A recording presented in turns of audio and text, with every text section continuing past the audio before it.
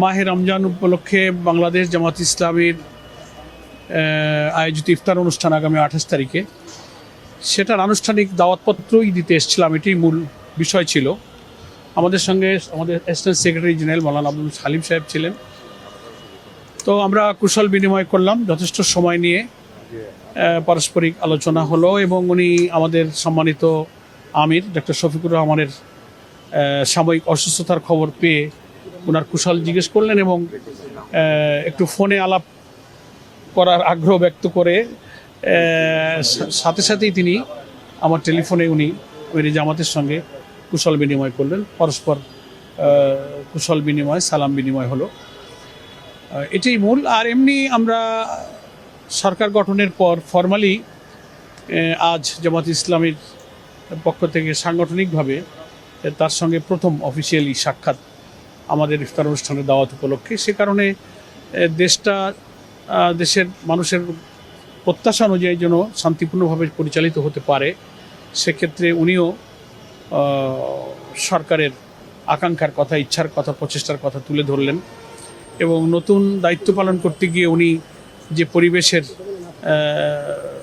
সাথে পরিচিত হচ্ছেন সেটা নিয়েও কিছুটা ওনার মত বিনিময় করলেন এবং আমাদের সকলের সহযোগিতা উনি কামনা করলেন যে আমরা সবাই মিলে দেশের প্রিভিয়াস যে সমস্ত ব্যাড প্র্যাকটিসগুলো যেন আর না থাকে, সরকারি দল এবং বিরোধী দলের সমন্বয়, সংহতি এবং রাজনীতিতে সকল বিতর্ক জায়গা যেন পার্লামেন্ট হয়। পার্লামেন্টারি ডেমোক্রেসির সিস্টেমে সব বিতর্কের জায়গা পার্লামেন্ট, এটা আমরাও বলেছি।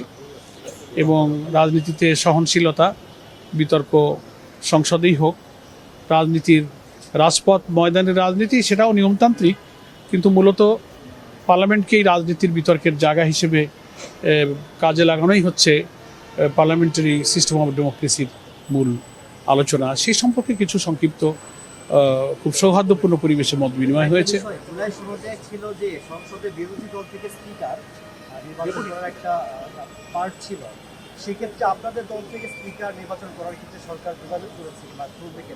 না, এই মুহূর্ত পর্যন্ত হয়নি। আর এটা তো জুলাই চার্টারের যে অনুমতি, যেটা আইনগত ভিত্তির একটা পর্যায়ে তো বাকি রয়েছে সংসদে, এটা হলে পারে জুলাই চার্টারে যে সমস্ত সম্পৃক্ত এবং সংযুক্ত বিষয়গুলো আছে, ডেপুটি স্পিকারের সঙ্গে আরও অনেক দ্বিকক্ষ বিশিষ্ট পার্লামেন্ট সহ আরও অনেক বিষয় আছে, সেটা আরও পরে বলা যাবে, এক্ষুনি এটা আলোচনায় আসেনি। এটা হচ্ছে বাংলাদেশ চীন মৈত্রী সম্মেলন কেন্দ্রে আমাদের এই আয়োজন করা হয়েছে 28 তারিখে বিকাল 5টায়। উনি দাওয়াত খুব আন্তরিকতার সাথেই কবুল করেছেন এবং আমাদেরকে যাবেন বলে আশ্বস্ত করেছেন এবং আমাদের আমির জামাত টেলিফোনে আলাপের সময় সপরিবারে ওনার সম্মানিত স্ত্রী এবং জাইমা সহ সব পরিবারকেই উনি আমন্ত্রিত হিসেবে উনি যাওয়ার জন্য অনুরোধ করেছেন এবং আমরা উভয়কেই আমরা দাওয়াতপত্র দিয়েছি। উনিও সেটা আন্তরিকতার সঙ্গে গ্রহণ করেছেন। সংসদে তো ওনারা শপথ নেওয়ার সময় একটা শপথ ওনারা নেন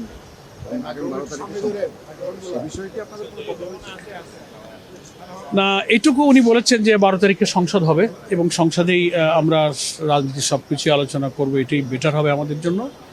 আর শপথ না নেওয়ার যে বিষয়টা সংবিধান সংস্কার পরিষদের, যেটা হয়তো আপনারা বলতে চাচ্ছেন, এই বিষয়ে কোনো আলোচনা হয়নি। ঠিক আছে, থ্যাংক ইউ। এক সপ্তাহ হয়ে গেল, কিভাবে মূল্যায়ন করবেন? না, মূল্যায়ন এখনও সংসদ বসুক, সরকার কেবল কাজ শুরু করেছেন, বুঝছেন, দেশের অবস্থা জানছেন, আমরাও সবই তো এখন নিউ। এবং আমরা বলেছি যে দেশের প্রধানমন্ত্রী, লিডার অফ দি অপোজিশন এবং আরও সব নিউ পার্লামেন্টারিয়ান, নিউ গভর্নমেন্ট, সবাই এখন জাতি ওয়েট করছে একটা ভালো কিছু দেখার জন্য। আমরা we all R waiting for that day. আমরা সবার কাছে শুভকামনা করি। আমরা বিরোধী দল এবং সরকারি দল সকলেই গণতন্ত্রের উদাহরণটা দিয়ে থাকেন একটা সাইকেলের 2 চাকার মতো। একটা চাকা যেমন সাইকেল হয় না, চলতে পারে না, চলতে গেলে 2টা চাকাই লাগে এবং সেটাকেই সাইকেল বলে। তো আমরা মনে করি গণতান্ত্রিক সিস্টেমে সরকারের বিরোধী দল এবং সরকারের দলের মধ্যে সুন্দর সমন্বয়, সংহতি দিয়েই এই দেশটাকে আমরা হয়তো ভালো দিকে নিয়ে যেতে পারবো, এটাই আমাদের আশাবাদ।